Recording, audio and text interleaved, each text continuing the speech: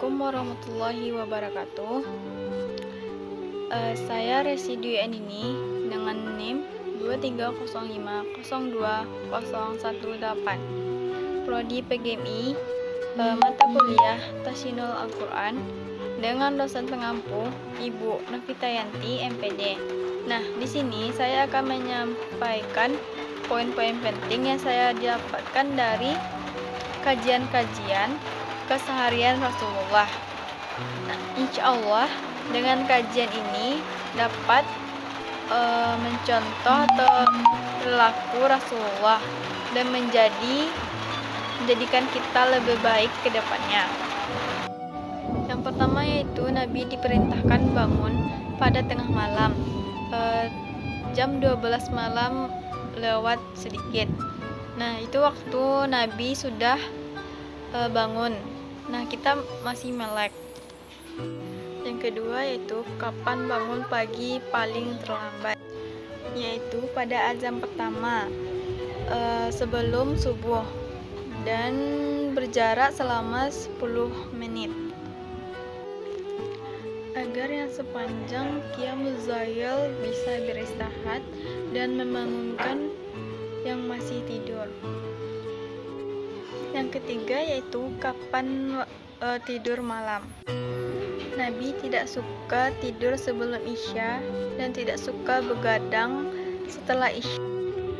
Kata Aisyah, kecuali ada urusan muslimin yang harus diselesaikan oleh Rasulullah. 4. Nabi hanya tidur 3 kali sehari, tetapi tidak ada yang panjang. Yang pertama itu Nabi tidur hanya 4 jam. Nabi bangun melakukan qiyamul dan tartil Al-Quran. Dan setelah Nabi melakukan aktivitas malam tersebut, ketemulah azan pertama, yaitu sebelum subuh, dan Nabi lanjut tidur lagi. Kedua, yaitu kapan Nabi bangun, yaitu saat mendengar azan subuh, dan Nabi hanya tidur selama 15 menit. Dan Nabi tidur miring ke kanan dengan bantalan tangan yang memudahkan kita untuk bangun. Tidur yang ketiga yaitu saat qailullah, tidur yang hanya beberapa menit sebelum azan zuhur. Yang kelima yaitu untuk lelaki itu sholatnya di masjid, tidak di rumah. Kalau perempuan boleh di masjid, tetapi lebih utama itu di rumah. Nabi sesudah sholat subuh itu, beliau duduk di tempat beliau sholat di masjid sampai matahari terbit dengan terang. Ketujuh yaitu ada sunnah al-Isra. Selesai itu, Nabi pulang menemui istrinya satu persatu. Satu-satu pintu rumah istrinya diketuk, dan Nabi datang sebagai suami terbaik bagi perempuan. Nabi tersenyum, mengucapkan salam, dan menanyakan apa kabar dan apa kegiatannya. Kedelapan yaitu ketika Aisyah bercerita di pagi hari, jika tidak ada sesuatu makanan di rumah, maka Nabi akan bilang sedang berpuasa. Yang kesembilan yaitu waktu duha. Waktu duha yaitu waktu yang paling panjang bagi Nabi, dan Nabi juga bisa menyampaikan ilmu kepada sahabatnya dan lain-lainnya.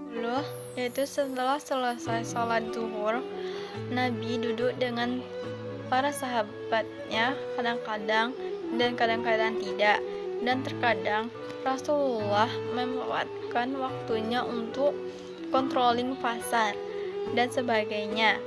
Nah, masuk waktu asar, yaitu waktu paling pendek bagi Rasulullah, dan nyaris Nabi tidak bisa berkumpul dengan para sahabatnya dikarenakan lelah.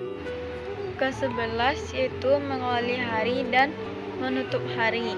Nah, pada sore hari menjelang maghrib, Nabi melakukan aktivitas yang sama dengan yang Nabi lakukan setelah terbit matahari dan terbenam matahari, yaitu mengunjungi istri istri satu-satunya, subhanallah, disapa oleh suami dalam 2 kali sehari. Masya Allah. Baiklah, hanya itu yang dapat saya sampaikan dari poin-poin kajian tentang keseharian Rasulullah. Saya akhiri, wabillahi taufiq hidayah. Wassalamualaikum warahmatullahi wabarakatuh.